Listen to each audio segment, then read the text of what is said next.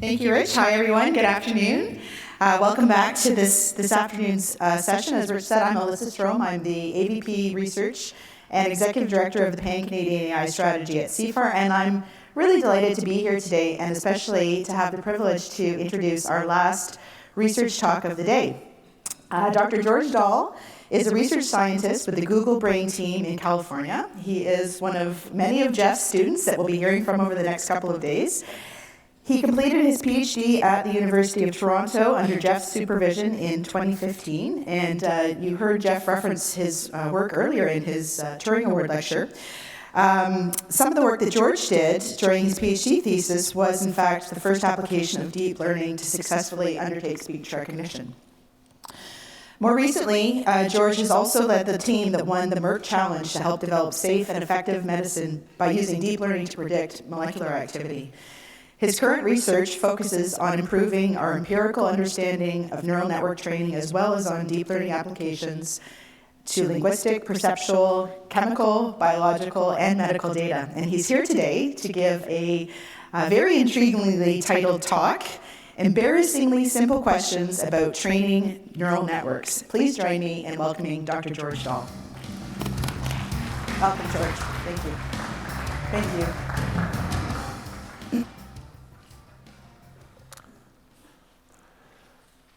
It's impossible to overstate the beneficial influence Jeff has had on me as a scientist. His mentorship has profoundly changed my life for the better, and to this day I am still inspired by his insight, humbled by the intuitive clarity of his ideas, and amused by his droll wit. His enthusiasm for scientific discovery is infectious, even though I no longer sit close enough to his office to see him jog down the hall each time he's struck by a new idea. I'm trying my best to follow his example in my own mentoring and always prioritize the success of the more junior researchers I collaborate with. I will never forget how, in the days when NVIDIA wouldn't give deep learning researchers the time of day, Jeff rushed to the post office to weigh his Gerhard Herzberg Canada Gold Medal for Science and Engineering after learning it was pure gold in order to figure out how many GPUs it could buy for the lab if it came to it. All right, let's see if I can advance the slides.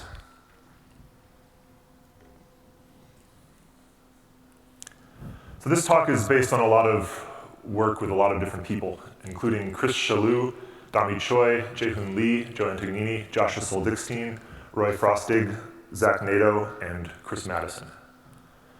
So how many people here have trained a neural network before? Please raise your hand. Okay, that's an adequate number for me to continue the talk. So how many of you think you understand everything you need to know about training neural nets? Okay. Yeah, I feel the same way. So I train a lot of neural nets. It's one of my favorite pastimes, but I have a lot of niggling questions about how to do it best.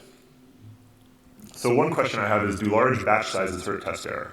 In other words, is it safe to use a high degree of data parallelism when training neural nets? This is important if we want to scale training to larger machines and to larger data sets and more interesting problems. Related to that, how does training time relate to batch size and what governs this relationship? How can we gain from data parallelism using parallel hardware, and in what conditions should we see these gains? And finally, which one of the many closely related popular training algorithms should we use? For instance, plain SGD, Momentum, RMSprop, Atom, something like that. Just as a little bit of context, I view the practitioner's job as being presented with a data set. Let's say it's a supervised learning problem, just for concreteness. And then they need to design a model. They need to implement it in computer code.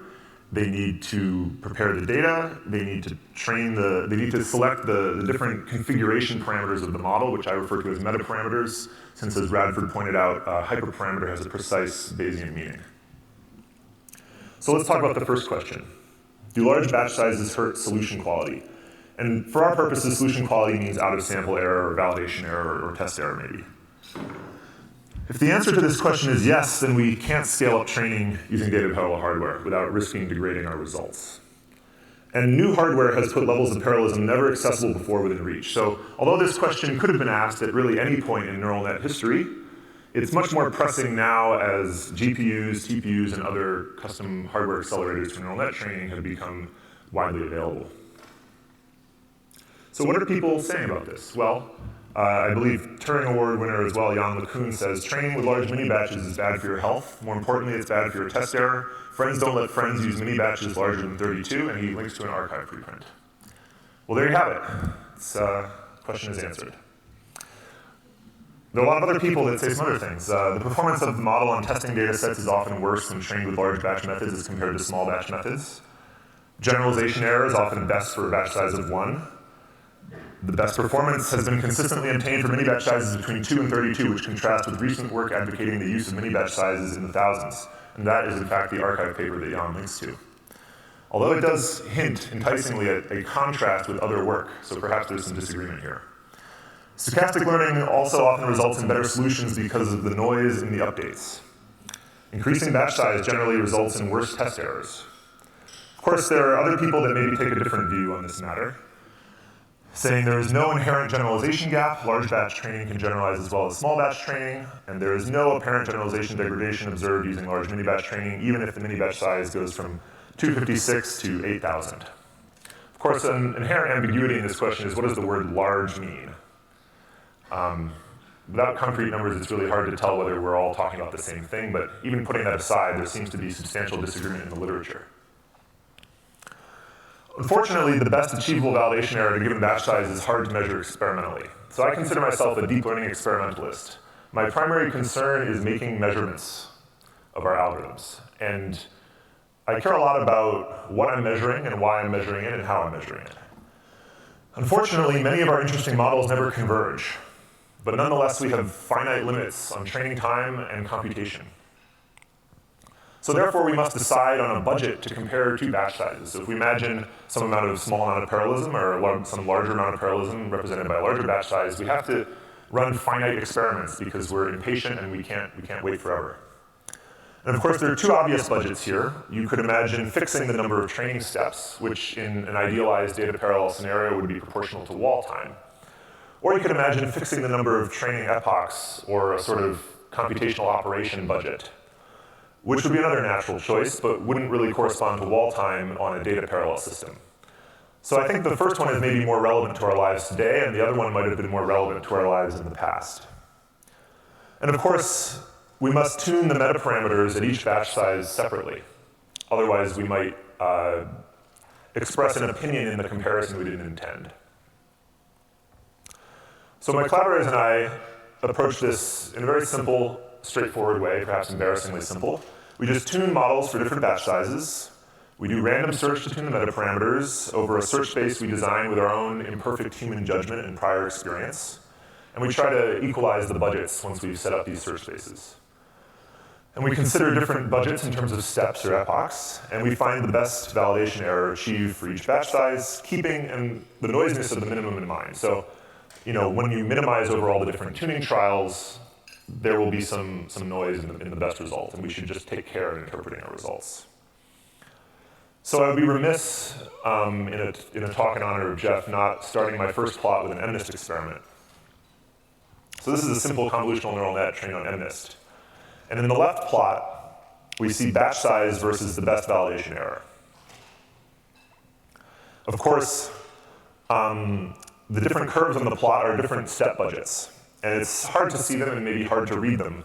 But basically what you're seeing is that as you get more and more steps, including up to maybe 5 million training steps on MNIST, the best validation error at the lower batch sizes gets better and better, and it was always pretty good at the higher batch sizes. So the step budget seems to favor a large batch size. However, when we look at the plot on the right, we see an epoch budget. And here it looks like the opposite's happening. It looks like the larger batch sizes get worse validation error because the epoch budget favors the smaller batch size. And so using an epoch budget instead of a step budget can explain some of the disagreement in the literature. And it really seems that the budget is sort of more important to this comparison than the batch size, really. It's these choices that seem to dominate these plots. There's no significant dependence on the batch size for the largest compute budgets provided. So maybe let's look at another workload. This is a transformer trained on language modeling on the billion-word language model benchmark. And we see something similar, except it's even more dramatic because the longer you train this model, the better it gets. And it never really stops getting better, it just has diminishing returns. So as the compute budget increases, validation performance keeps improving. And once again, validation error depends way more on the compute budget than the batch size. So we see these curves with bigger budgets shift towards being a flat line. And these are pretty large budgets. In fact, for the largest, or the largest budget, we weren't able to train with all the batch sizes we wanted to, so the plot is incomplete here. But it's a lot more expensive than MNIST, so I hope you'll forgive us. So what does all this mean? So here's what I really believe about this question. I think there's a lot of people in the literature sort of talking past each other by not making precise enough claims and precise enough experiments. I think we can get good results with any batch size, but it might be more difficult. It might require more steps or better realization for very large batch sizes. And the noise in the gradient estimates with small batches can help avoid overfitting, but we can replace that with other ways of controlling overfitting, perhaps more principled ways of overfitting, controlling overfitting. And the best achievable validation error depends critically on the budget, and many interesting tasks will never fully converge, like that example with transformer on LM1B. And so the relevant question for practitioners is not which batch size leads to the best validation performance, but rather how compute budget varies as a function of batch size. We need to saturate our hardware to make maximal use of it. And so that's what practitioners should be concerned with. Another thing I should point out that I didn't really have time to get into here is that a lot of people, when running experiments like this, only tune for the small batch size, then use heuristics to adjust metaparameters like learning rate and momentum, et cetera, for the larger batch size, and then conclude that the larger batch size does worse. Of course, that's not a fair comparison. If anything, you should have tuned for the large batch size if you wanted to conclude it was worse, so it had an advantage. But in all of our experiments, we really are careful to tune anew for each batch size. Okay, so already we see that the validation error question about batch size is coupled to the training speed question.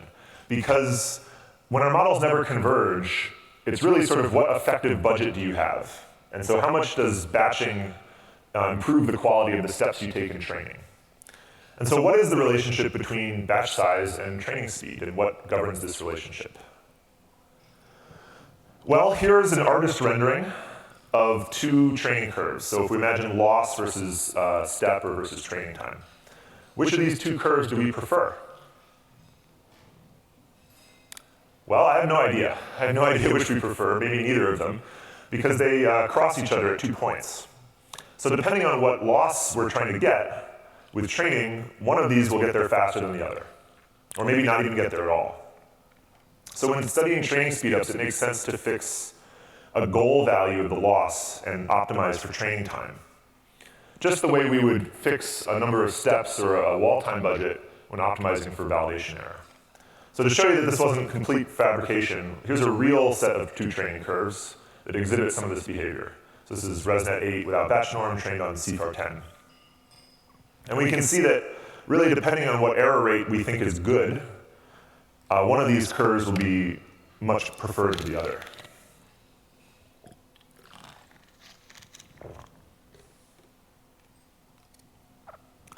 So now we imagine this relationship in general. So if we plot the steps needed to reach a good result as a function of the batch size, what should this curve look like? And so this isn't a training curve because we have batch size on the x-axis. Well, maybe it would look like this. This is a little implausible, but I'll put it here anyway. Maybe large batch sizes degrade the test error somehow, and then you need to train longer to somehow compensate for that. Okay, that's a little implausible given what we saw earlier, but maybe you might believe that. Another thing that's maybe a little more plausible is there's really no improvement in training speed as you increase the batch size. You don't get any fewer steps.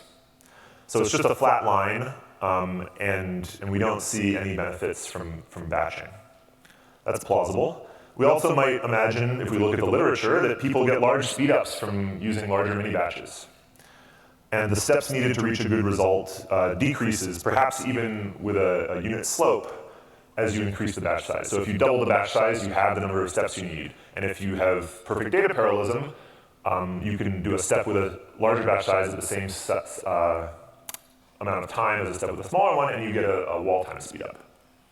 Or maybe there's some optimal batch size, and then if you go away from it, you get worse results. This type of picture looks more plausible for things like learning rate, for instance.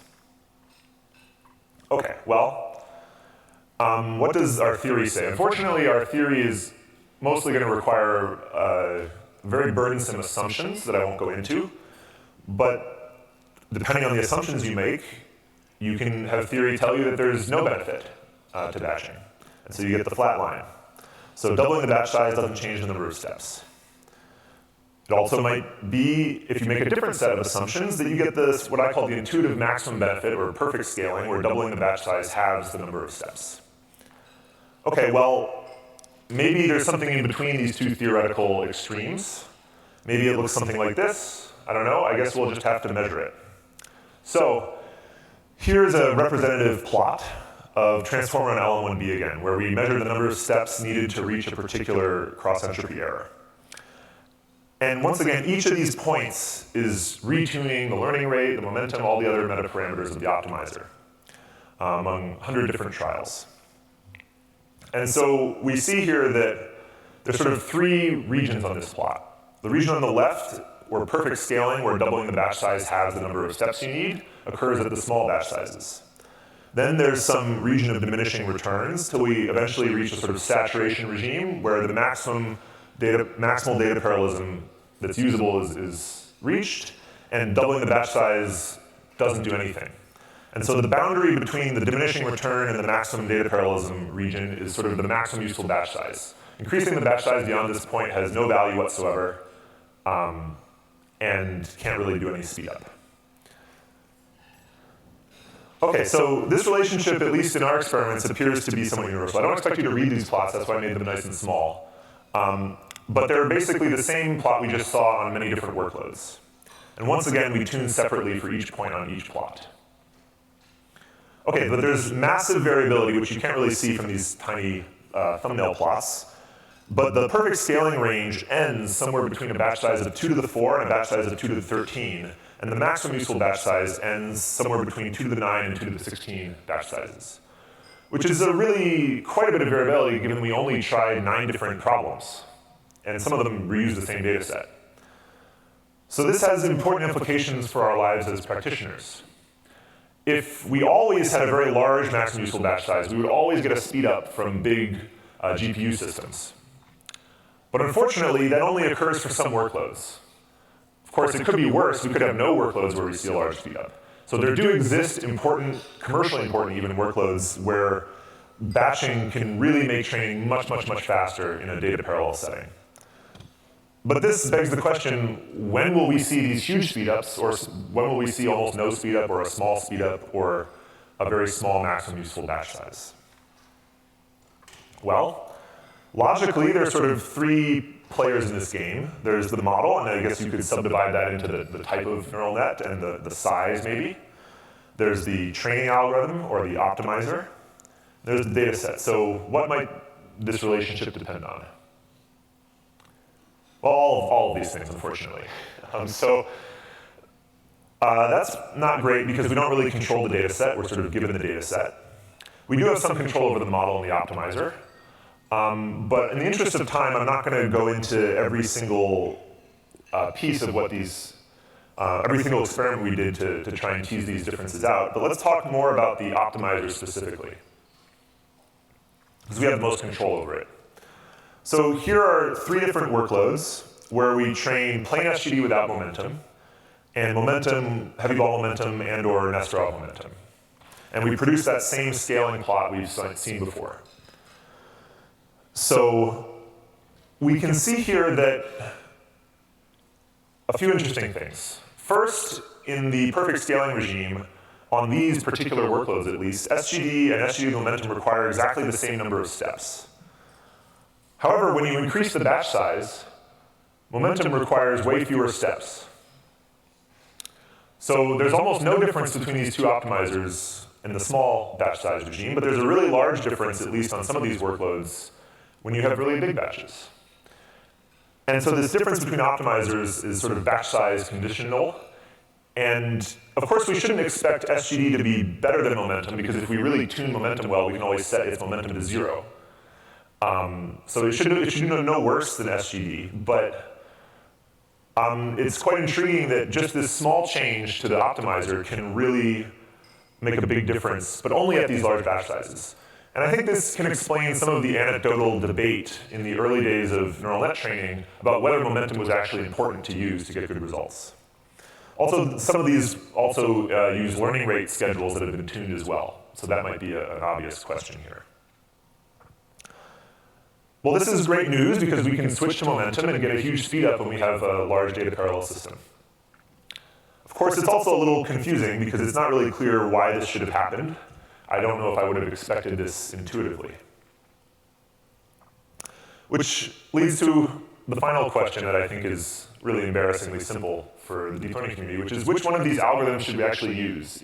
We've just seen a case where it matters what algorithm you use, at least at some batch sizes. But even if we imagine fixing a specific batch size and trying to answer this question, it's surprisingly thorny. Of course, we have to pick some optimization algorithm where we're stuck at our initial weights. So this is a really important question for any practitioner. I mean, you have to have your code do something. Well, here's an embarrassingly simple observation, which is that some of these optimizers that we know and love, like RMS prop and Atom and Natom and whatever newest variant there is of that, they can approximate each other. And so I've sort of drawn these inclusion relationships, as I call them here. So RMS prop, at least if you add momentum to RMS prop, can approximate momentum when you set its metaparameters appropriately, and momentum, of course, as we discussed, can approximate plain SGD. Similarly, Atom can approximate momentum, and Natom can approximate Nesterov-style momentum. So should we always use the more general adaptive optimizers? Should we use the optimizer of all optimizers that mixes between all of them? Should we learn the optimizer? Should we do something even more general? Well, maybe, but in practice, tuning the metaparameters might become an issue. We might not be able to find the settings that are really good, or we might only approximate on another optimizer in a limit of infinitely large values of metaparameters. For instance, Atom approximates momentum in a limit of large epsilon. So maybe for a finite epsilon, it doesn't really work out that way. And unfortunately, unlike the convex case, where we could imagine proving that one of these algorithms is asymptotically optimal in some class of functions, we really don't have a lot of guidance from theory here when we're training neural nets. So maybe we should refine our question and first ask not what optimizer we should use, but whether these inclusion relationships are even relevant to our lives in practice.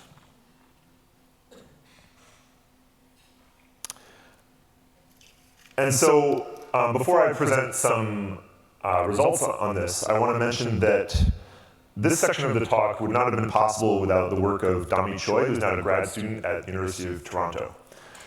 And she ran almost all the experiments, and she's one of the most promising new grad students in deep learning, so you should definitely set up a Google Scholar alert for her papers before she becomes famous, so you can tell all your friends that you were reading her papers before they were cool. But before that, let's talk about what people are saying in the literature. So Wilson et al. Found that Atom produced worse validation error than SGD and questioned whether adaptive gradient methods should be used at all. And Schneider et al. Found in some workloads that more general optimizers did not perform as well as other optimizers they could approximate. So according to these papers at least, these inclusion relationships are irrelevant to our lives and they're not important in practice. Of course, anecdotally, researchers have also often claimed that Atom can get worse validation error than momentum. Although nevertheless, lots of people seem to use it. So I guess that doesn't deter people. Well, we ran experiments. Dami ran most of these experiments, as I mentioned, and we never saw these inclusion relationships being violated. So let me say what these plots are. So we have sort of 4 columns, and each column is a different workload. And the top one, it's a little cut off, is a plot of validation error, and the bottom one is a plot of test error to show that you are kind of seeing the same thing. And the different colored markers are different training algorithms. So we have SGD on the left, followed by momentum, then Nesterov momentum, then RMS prop, then Atom, and then Natom. And so we never see Atom do worse than momentum, or momentum do worse than plain SGD. And we never see Natom do worse than Nesterov momentum, or Nesterov momentum do worse than plain SGD, and similar for RMS prop. Of course, sometimes all of these are basically the same, and they're all overlapping within error bars. But in some cases, it does seem to matter, and I apologize for the plots being cut off. We can see, if anything, that the adaptive methods that people claim don't work as well do seem to get better test error. Of course, if we tune them well, how could they not, right? In hindsight, maybe this should have been obvious, because it's not like we can't look at the update rules and see what settings of the metaparameters implement the special cases. We can arrange our search spaces to be sure to include those, and we can run them. So not only do they never underperform the special cases, in some cases they seem to get better results. Of course, really we think of optimizers maybe as being most relevant when we look at training time or training speed. And so here we measure steps to reach a particular validation error rate goal. And training speed measurements are also consistent with the inclusion relationships. So we can see a simple CNN on fashion MNIST. Well, most things sort of overlap within the error bars. Same for ResNet 32 on CFAR. But once we get to ResNet 50 on ImageNet, we actually see an advantage in the number of steps we need for Atom and Natom. And even more starkly, on Transformer on LM1B, we've actually made that plot and removed plain SGD because it would be off the axes. It would be 6 times slower than Atom, which performs the best on this particular workload. And 6 times slower is something that's meaningful to my life and practice. And even if you look at momentum versus Atom, there's a large speed up from momentum here. So in that case, it really, really matters what algorithm we use, and the adaptive algorithms that are more general seem to get a very large speed up. So why did all those other papers obtain different results? Well, it comes down to tuning. Here's an example of a simple convent on CFAR 100. And in the left pane of the left plot, we tune a constant fixed learning rate. And that's the only thing we tune. And indeed, we see that momentum does the best, and SGD does next best, and Atom, with default values for its metaparameters like epsilon and the betas, doesn't do as well. If we add a learning rate schedule and tune the learning rate schedule, all the numbers get a little bit better, but the ordering doesn't change.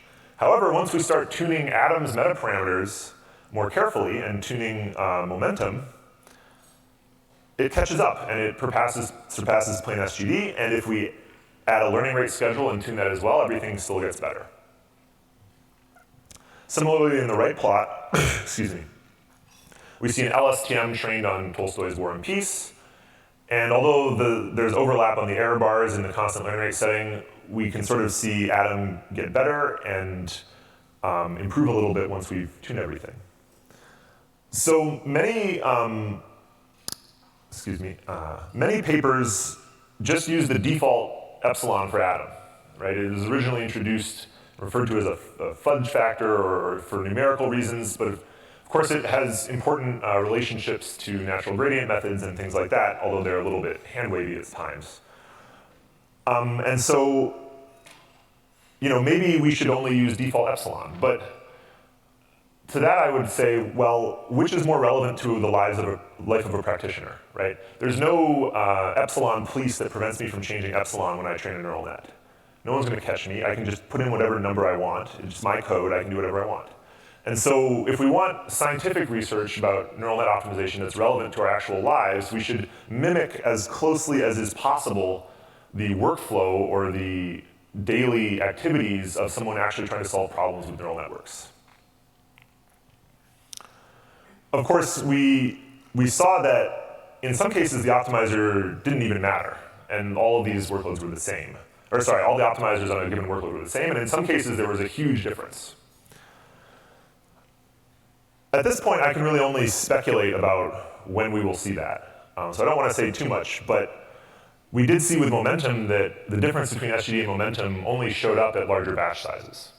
So all of those plots we just went through were at a single fixed batch size. I didn't even show you plots at different batch sizes, despite spending the first 10 minutes about that. And perhaps some of these questions matter about optimizers a little bit less when overfitting is a larger concern and the chief difficulty of the problem is preventing overfitting. Because really, an optimizer looks at the training error, not the validation error. It's our tuning procedure that looks at the validation error. And maybe, if getting the lowest training error is not how you do best on the problem, it may not matter as much which optimizer you select. Maybe also it matters less for, quote, easier neural net training problems. I don't really know how to define that. That's just sort of a speculation.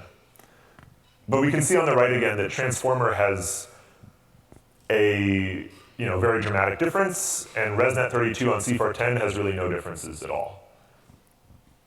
So what should we do? Well, good luck with that. I don't really know. So we've talked about these inclusion relationships, but what about optimizers that aren't special cases of each other, or aren't sort of a Russian nesting doll sequence of more general update rules? Well, I've sort of despaired at really getting firm answers there with experiments, because the tuning protocols and the metaparameter search spaces are extremely important.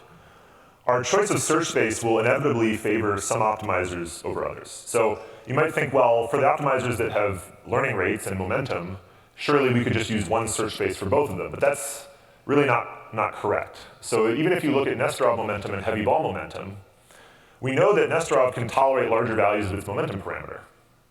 So any search space over the momentum parameter will have to either be favoring Nesterov momentum or favoring classical momentum. And that has implications for the effective learning rate. So you can probably allow different learning rates for those search spaces. And the situation only gets worse when we have metaparameters that are incommensurable completely and can't be lined up with each other. So really, we can only hope to answer this question conditioned on the particular search space and the particular tuning protocol. But as a community, we continue to confuse ourselves by ambiguities here and lack of precise claims, right? People write papers where they use the default epsilon for atom and then write their claims with atom unqualified. And other people maybe tune the epsilon in atom and write claims once again with atom unqualified. And so how can we make any progress if we keep talking past each other like this? So maybe, of course, we could define what we think of as an optimizer to incorporate the search space, and we bake it into the optimizer definition. And we say that, well, we'll just have a different name for atom that tunes epsilon and a different name for atom with the default epsilon. I'm not really satisfied by that because I don't know what search space we should use. And the search space might depend on your budget. Like maybe the best search space depends on your resources. You might want to use a smaller one when you have less resources. So unfortunately, I don't see a way to easily resolve these methodological issues other than to try to tune really, really well. But even so, we're going to inevitably have a search space that isn't fair because the search spaces are based on our judgment and they're not based on a precise sort of derivation or something, the way they might be in convex optimization where you can actually figure out what the correct values are for different metaparameters. So I want to go through a few conclusions here, which is that without theory that can guide us, empirical studies in deep learning are even more important. But metaparameter tuning has not been fully automated and continues to confuse our experiments. We might think that Bayesian optimization was enough, but it's not because Bayesian optimization methods take as input a search space. And they're generally using priors that are oblivious to the meanings of these dimensions. Of course, we could use more informative priors, but still we would have to settle on a search space somehow. So really, we haven't automated this away. And I think it's an open research question how best to do that. And for instance, in maybe convex optimization, you could imagine using LBFGS and getting a benchmark suite of problems and finding settings of its metaparameters that perform well across a wide range of problems on a benchmark, and then not tuning it anew for each problem. But in deep learning optimization, that I don't think is really feasible because we often don't have scale-free optimizers, so we could just end up rescaling our loss and screwing up our search space or even our default parameters. And just in general, there's mileage to be gained by tuning anew for each problem, so why would the practitioner leave that on the table? If she wants to get the best results, she's going to tune anew for each problem. Of course, the consequence of this is we should distrust anyone peddling a new neural net optimizer, because it's unlikely that their experiments will be very definitive. Does that mean we can't make new optimizers? No, but this is why it took me a long time to use Atom. So I spent many years of my life never using Atom, because I just was inherently skeptical of any new optimizer, and if SGD momentum was good enough, for my ancestors, it was good enough for me. So, now doing this work, I've maybe changed my mind a little. I'll probably try Atom a few times, but I can't really say that it's better, because I'm left with more questions than answers. I don't really know why it's better. It's just some more general optimizer. We could have generalized SGD momentum in some other way. I mean, maybe that's not quite fair to the people that study natural gradient methods, but there are some sort of motivations for these algorithms, but that doesn't really tell us what to do between RMS prop and Atom and NADM. So I'm really at a loss when I'm trying to reduce the loss. Of course, we confuse ourselves even further when we don't acknowledge this dependence on the tuning protocol when stating our results. If we switch how we tune our methods, we can flip the rankings when we benchmark optimizers. This is a huge problem for anyone who thinks they know what the answer is here. You either need to save us by just matching really, really closely what realistic practitioners do, which is really hard to capture, or you need to worry about whether you're actually relevant to practical realities. So I think deep learning as a research area is in desperate need for more experimentalists who focus on improving our measurement protocols. I recently have tried to eschew novelty and making new algorithms. There's so many people making new algorithms. Maybe we should run some experiments that measure how well the ones we have already work. I think that was even my approach in grad school when I was working on speech recognition in Jeff's group.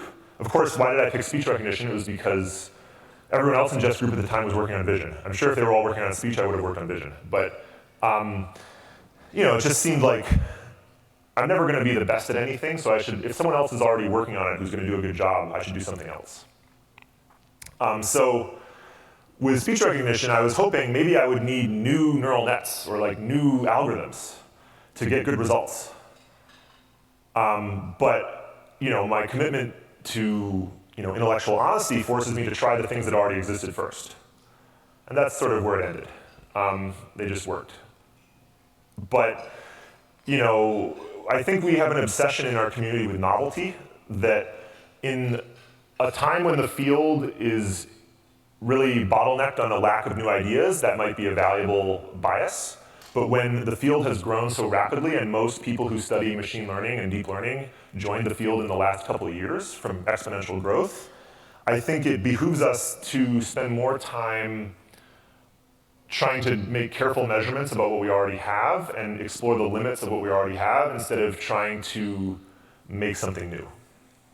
Not that we don't do new experiments and new measurements, just that, or new analyses or new critiques, and there will always be a place for new ideas, but maybe we should try out the ideas that are already on our plate first. So I encourage everyone interested in this to consider joining Google and Google Research and the Brain team, because we're in desperate need of more experimentalists. Thank you for your attention.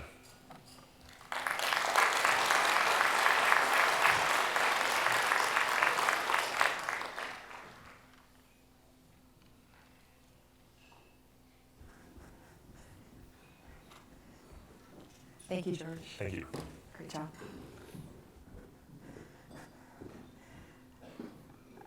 Thank you so much, George, for a really fascinating talk, and particularly for your provocative ideas at the end. I think all of us will be looking forward to hearing more about your research in the future.